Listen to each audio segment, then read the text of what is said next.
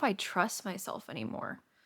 If you've ever said that sentence out loud, written it in your journal, said it to a friend at midnight when you couldn't sleep, I just want to acknowledge you. I think that we have gotten the idea of self-trust completely inaccurate. And I want to offer you a reframe so that you'll be able to free yourself of this notion. In 1949, a psychologist named Donald Hebb published a theory that's now considered pretty foundational in neuroscience, and you've probably heard it before without really knowing where it came from. And that is the quote, "Neurons that fire together wire together."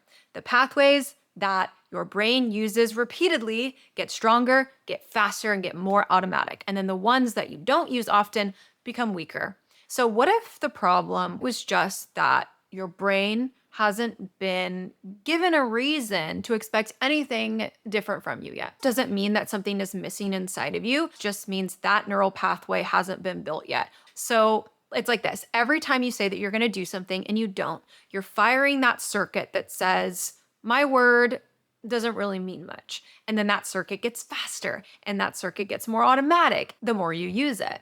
You cannot think your way out of a strongly wired pattern. Insight doesn't rewire anything. Repetition does. Action does. The exact mechanism that built the pattern in the first place is going to be the one to build a new one. So self-trust is built. It's not found.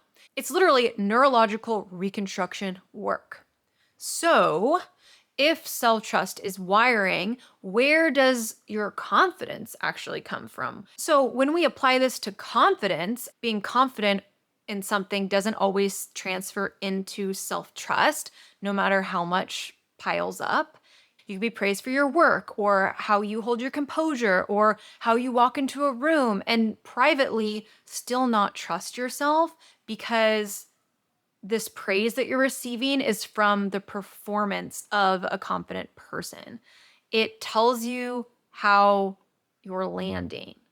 It doesn't tell you whether in your world or your private inner sanctum when nobody is watching, if that version of you actually like holds weight. So getting approval for something is not alignment, and you have to know the difference even when it's not easy to look at directly. So we can build confidence, but we want to make sure that it comes from this internal space. And the way that we build the confidence that's true and real and authentic is by building self-trust.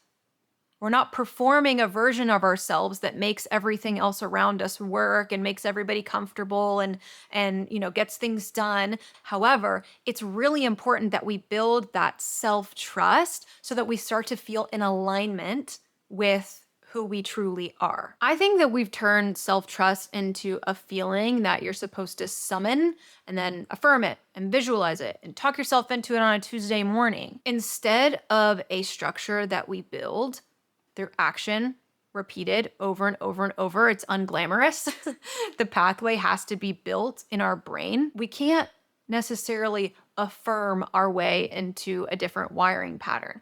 We can only fire a new circuit on purpose until that's the one that your brain reaches for first. So what I want to leave you with is the fastest way to rebuild self-trust is not a bigger leap or a bigger action. It's a smaller promise, something that's achievable, that breaking it would be more effort than if you actually followed through. So you keep it. And then you keep it another time. And you're not trying to prove yourself that you're capable of greatness. You're actually just trying to fire the same circuit enough times so that your brain stops saying, yeah, we don't do that. So the full essay is on Substack, link in the description. And tell me in the comments, what is the smallest promise that you could make to yourself that you could keep this week? I read every single comment and I respond to every single one. So that's what I can leave you with this week. And I'll see you in the next one.